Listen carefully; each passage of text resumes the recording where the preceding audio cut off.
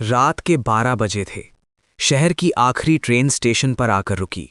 सिर्फ एक आदमी उतरा, चेहरा ढका हुआ, हाथ में एक पुराना बैग। अचानक स्टेशन की सारी लाइटें बंद हो गईं। अंधेरे में किसी ने फुसफुसा कर कहा, अगर जिंदा रहना है तो पीछे मत देखना। वो भागा, कदमों की आवाजें उसके पीछे थीं। बैग खुला, अंदर एक मोबाइल था जो खुद बज उठा। स्क्रीन पर लिखा था, तुम्हें ढूंढ लिया गया है। और तभी ट्रेन बिना आवाज किए फिर से चल पड़ी।